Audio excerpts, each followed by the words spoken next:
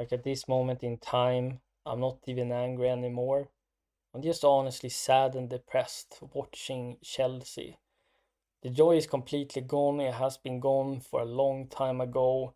But of course, I'm continue watching because you're always believing. You're a Chelsea fan, um, and you don't want to miss a game. And I love coming here making videos, talk about tactics, lineups, what went right and wrong in a game, talk about transfer rumors and other news and all this kind of stuff.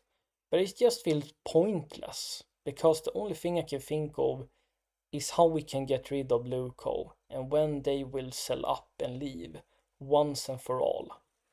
I mean, ever since they walked in here, they have slowly sucked out the club's identity and the soul of the fan base. The only option now is to do what Lazio has done, and is to completely boycott and leave the stadium empty. Leave Stamford Bridge empty. I won't feel sad for the players or the manager, because this goes deeper than that. It goes way beyond their feelings.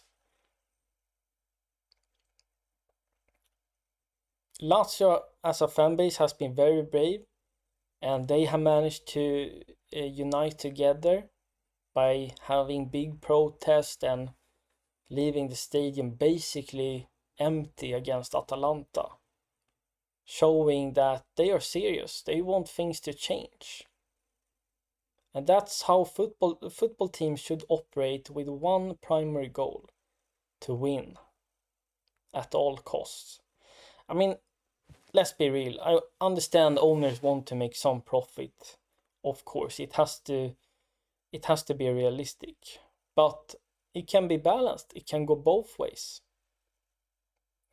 You can earn money, but you can still have the primary goal as winning. Do basically everything you can in your power to make that happen. And this is a common theme going on now with many clubs. And BlueCo is no difference. I mean, it's absolutely crazy, honestly, how we as a fan base has not boycotted games so far. That's the only solution, because that's the only way you're telling the owners we are 200% serious. And they're not going to change the model. And even if they want, they can't. Minerals has been so vocal about this ever since from the beginning, and he's been completely right. And it's crazy how a lot of Chelsea content creators can't come out and tell the truth and be vocal about that. We need to unite, boycott, and get rid of BlueCo. That's the only way we're gonna get the club back. And apparently the directors and owners think we as a fan base are entitled and impatient and, oh, you know, we're just 3-4 seasons away from competing for Premier League and Champions League. Like, who honestly believes that? They trying to belittle or make fun of John Terry, not saying he's qualified being a Chelsea staff in the first team. But David McFarlane is apparently, who doesn't have a FAB license, but has been assigned because he got some kinetic links. There's some people in the Chelsea fan base, they're calling others negative, but it's not negative saying how it is and being truthful. That's actually positive. It's actually negative lying and not saying for how things is. That's completely delusion. And some in this fan base think we should sack Senior already and bring in Fabregas, Felipe Luis or some other coach. But honestly, that won't change anything, because they still won't have any power in terms of which player gets selected for the game week.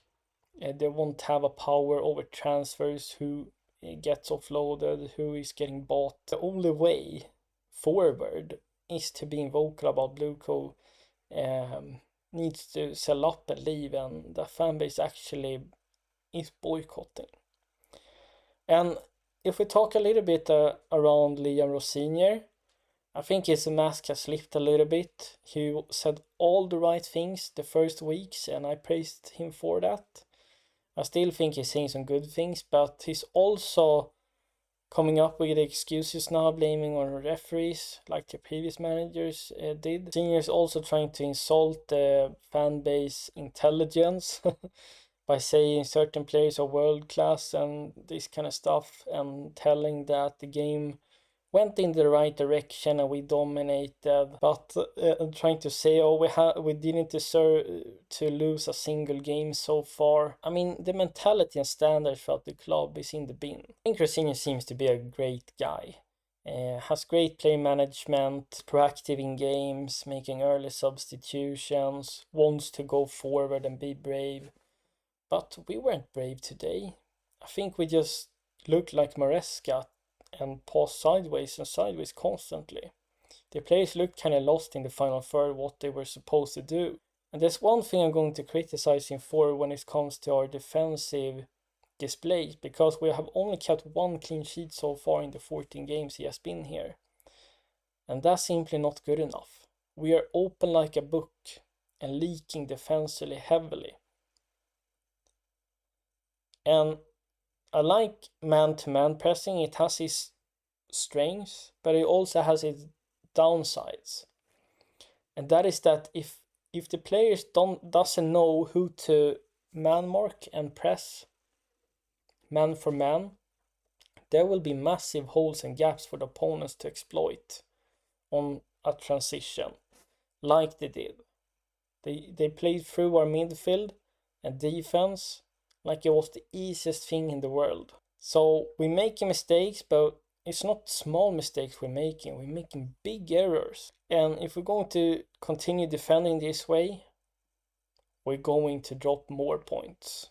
And we could sit in mid-table by the end of the season if these things aren't getting fixed. If you want your team to go on a high press man-to-man, they need to be aggressive and run. You need to be closer to each other and not spread out. And if you can't do that right now, you have to adapt and sit in perhaps a compact mid or low block and go back to basics, simplify things.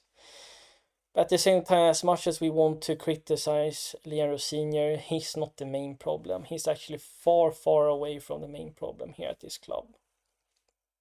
And changing manager won't make any difference. I would really like to go in more depth around the game, but I feel like it's completely pointless at this time. So I'm sorry for that.